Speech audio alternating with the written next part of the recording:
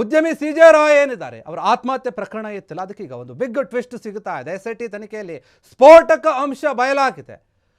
ಖಿನ್ನತೆಯಿಂದನೋ ಒತ್ತಡದಿಂದನೋ ಆತ್ಮಹತ್ಯೆ ಮಾಡಿಕೊಂಡಿದ್ರು ಅನ್ನುವಂಥ ವಿಚಾರ ಹರಿದಾಡ್ತಾ ಇತ್ತು. ಅಷ್ಟೇ ಅಲ್ಲ, IT ದಾಳಿಯಿಂದ ಬೇಸತ್ತಿದ್ರು ಅಂತ ದೊಡ್ಡ ಮಟ್ಟದ ಚರ್ಚೆ ಇತ್ತಿದ್ದು. ಒಬ್ಬ ಉದ್ಯಮಿಯೊಬ್ಬರು ಈ ರೀತಿಯಾಗಿ ಆತ್ಮಹತ್ಯೆ ಮಾಡ್ಕೊಳ್ತಾರಂದ್ರೆ ಅದಕ್ಕೆ ಈಗ ಬಿಗ್ ಟ್ವಿಸ್ಟ್ ಸಿಗುತ್ತಾ ಇದೆ. SIT ರಚನೆ ಮಾಡಿತ್ತು ಸರ್ಕಾರ, ಅವರು ಸ್ಫೋಟಕ ಅಂಶವನ್ನು ಬಯಲು ಮಾಡಿದ್ದಾರೆ ತನಿಖೆಯಲ್ಲಿ. ಹೂಡಿಕೆದಾರರಿಗೆ ಹಣ ಕೊಡಲು ಹಿಂದೇಟು ಹಾಕಿದ್ರು ಹಾಗಾದ್ರೆ ರಾಯ್? ಈ ಪ್ರಶ್ನೆ ಇದೆ. ಹಣ ಕೊಡಲಾರದೆ ರಾಯ್ ಆತ್ಮಹತ್ಯೆ ಮಾಡಿಕೊಂಡ್ರ? ಹಣದ ವಿಚಾರದಿಂದನೇ ಆಯ್ತಾ ಇದೆಲ್ಲವೂ ಕೂಡ? SIT ತನಿಖೆಯಲ್ಲಿ ಸ್ಫೋಟಕ ಅಂಶ ರಿವೀಲ್ ಆಗಿದೆ ಈಗ.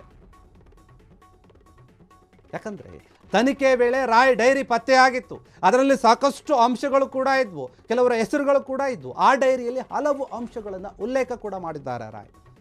ಏನೇನಾಗ್ತಾ ಇತ್ತು ಅವರ ಜೀವನದಲ್ಲಿ ಅಂತ. ಮಾನಸಿಕ ಒತ್ತಡ ಹಾಗೂ ಖಿನ್ನತೆಯಿಂದ ರಾಯ್ ಬಳಲ್ತಾ ಇದ್ರು. ಆ ವಿಚಾರವಾಗಿ ಡಾಕ್ಟರ್ ಕೂಡ ಹೇಳಿದ್ರು. ಮರಣೋತ್ತರ ಪರೀಕ್ಷೆಯಲ್ಲಿ ಈ ಅಂಶ ಕೂಡ ರಿವೀಲ್ ಆಗಿದೆ, ಅವರು ಖಿನ್ನತೆಯಿಂದ ಬಳಲ್ತಾ ಇದ್ರು ಅಂತ ಹೇಳಿ. ಯಾಕಂದ್ರೆ ಒಬ್ಬ ದೊಡ್ಡ ಉದ್ಯಮಿ ಏಕಾಏಕಿಯಾಗಿ ಆತ್ಮಹತ್ಯೆಯನ್ನು ಮಾಡ್ಕೊಳ್ತಾನೆ ಅಂತಂದ್ರೆ, ಯಾರೂ ಬೇಡ ಎನ್ನುವಂತಹ ನಿರ್ಧಾರಕ್ಕೆ ಬರ್ತಾನೆ ಅಂತಂದ್ರೆ, ಕೋಟ್ಯಾಂತರ ರೂಪಾಯಿ ಆಸ್ತಿಯನ್ನು ಬಿಟ್ಟೋಗೋಕೆ ನಿರ್ಧಾರವನ್ನು ಮಾಡ್ತಾನೆ ಅಂತಂದ್ರೆ ಏನಾದರೂ ಒಂದು ದೊಡ್ಡ ಮಟ್ಟದ ಕಾರಣ ಇದ್ದೇ ಇರುತ್ತೆ. ಮರಣೋತ್ತರ ಪರೀಕ್ಷೆಯಲ್ಲಿ ಖಿನ್ನತೆ ಇತ್ತು ಅವರಿಗೆ, ಮಾನಸಿಕವಾಗಿ ತುಂಬ ಕುಗ್ಗಿ ಹೋಗಿದ್ರು, ತುಂಬ ಒತ್ತಡದಲ್ಲಿದ್ದರು. ಯಾವುದೋ ಒಂದು ಹಣದ ವಿಚಾರವಾಗಿಯೂ ಕೂಡ ಅವರ ಮನಸ್ಸಲ್ಲಿ ಗೊಂದಲ ಇತ್ತು ಎನ್ನುವಂಥ ಪ್ರಶ್ನೆ ಮೂಡ್ತಾ ಇದೆ. SIT ಅವರು ಇನ್ನೂ ಕೂಡ ತನಿಖೆಯನ್ನು ನಡೆಸ್ತಾ ಇದ್ದಾರೆ, ಬೇರೆ ಬೇರೆ ಏನಾದರೂ ಅಂಶಗಳು ಸಿಗುತ್ತಾ ಅಂತ. ನೋಡಿ, ಮರಣೋತ್ತರ ಪರೀಕ್ಷೆ ಬಂದಾಗ ಏನಾಯಿತು, ಅವರು ಯಾವ ರೀತಿಯಾಗಿ ಆತ್ಮಹತ್ಯೆಯನ್ನು ಮಾಡಿಕೊಂಡಿದ್ದು ಅನ್ನುವಂಥ ವಿಚಾರ ಗೊತ್ತಾಯಿತು. ಅವರು ಗನ್ನನ್ನು ತಗೊಂಡು ಆ ಬುಲೆಟನ್ನು ಎದೆಗೆ, ಅಂದರೆ ಗನ್ನನ್ನು ಎದೆಗಿಟ್ಕೊಂಡು ಬುಲೆಟನ್ನು ಯಾವ ರೀತಿಯಾಗಿ ಆರಿಸ್ಕೊಂಡ್ರು, ಆ ಬುಲೆಟು ದೇಹದ ಒಳಗೆ ಯಾವ ರೀತಿಯಾಗಿ ಹೋಗಿ ಅಲ್ಲಿ ಡ್ಯಾಮೇಜ್ ಮಾಡ್ತೆ ಅನ್ನೋದು ಎಲ್ಲವೂ ಕೂಡ ಮರಣೋತ್ತರ ಪರೀಕ್ಷೆಯಲ್ಲಿ ಗೊತ್ತಾಯಿತು. ಈಗ ಮತ್ತೊಂದು ಸತ್ಯ ಗೊತ್ತಾಗ್ತಾ ಇದೆ, ಅವರಿಗೆ ಮಾನಸಿಕ ಖಿನ್ನತೆ ಇತ್ತು, ತುಂಬ ಒತ್ತಡಗಳನ್ನು ಅನುಭವಿಸ್ತಾ ಇದ್ರು ಇವರು. ಕೆಲವೊಬ್ಬರಿಗೆ ಹಣದ ವಿಚಾರವಾಗಿಯೂ ಕೂಡ, ವಹಿವಾಟಿನ ವಿಚಾರವಾಗಿ ಕೊಡೋಕೆ ಹಿಂದೇಟನ್ನು ಆಗ್ತಾ ಇದ್ರು ಹೂಡಿಕೆದಾರರಿಗೆ. ಈ ಹಣವನ್ನು ಕೊಡೋಕ್ಕಾಗದೆ ಅವರು ಆತ್ಮಹತ್ಯೆಯನ್ನು ಮಾಡಿಕೊಂಡಿರಬಹುದು ಅನ್ನುವಂಥ ಅನುಮಾನ ಕೂಡ ವ್ಯಕ್ತವಾಗ್ತಾ ಇದೆ. ಎಲ್ಲ ಆಯಾಮದಲ್ಲಿಯೂ ಕೂಡ SIT ಟೀಮ್ ಈಗ ತನಿಖೆ ಮಾಡ್ತಾ ಇದ್ದಾರೆ, ಈ ಆಯಾಮದಲ್ಲಿಯೂ ಕೂಡ ಹುಡುಕ್ತಾ ಇದ್ದಾರೆ. ಯಾಕಂದರೆ ಅವರ ಕಚೇರಿಯಲ್ಲಿ ಅವರು ಆರಿಸಿಕೊಂಡಂತಹ ಗುಂಡಿನ ಶಬ್ದ ಕೇಳಿಸೋಕೇನೆ 20 ನಿಮಿಷ ಬೇಕಾಯಿತು. ಯಾರಿಗೂ ಕೂಡ ಸರಿಯಾಗಿ ಗೊತ್ತಿರಲಿಲ್ಲ, ಯಾಕಂದರೆ ಆ ರೂಮು ಸೌಂಡ್ ಪ್ರೂಫ್ ಆಗಿತ್ತು.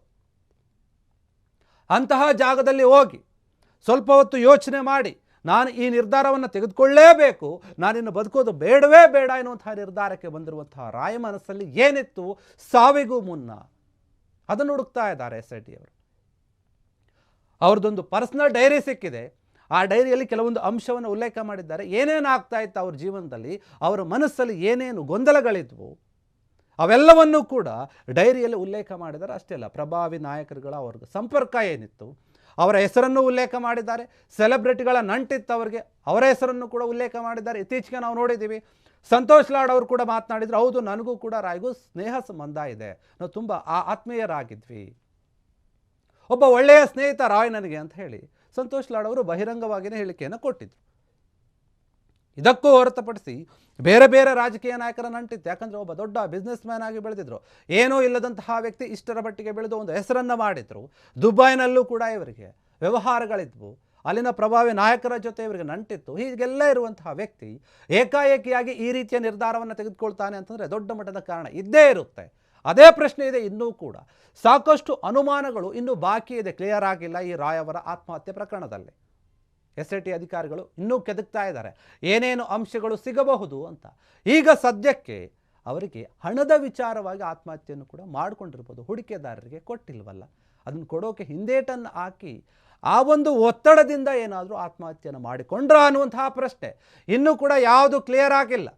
ಆದರೆ ಎಲ್ಲವೂ ಕೂಡ ಊಹಾಪೋಹ ಅನುಮಾನದ ಮಾತುಗಳೇ ಇದೆ.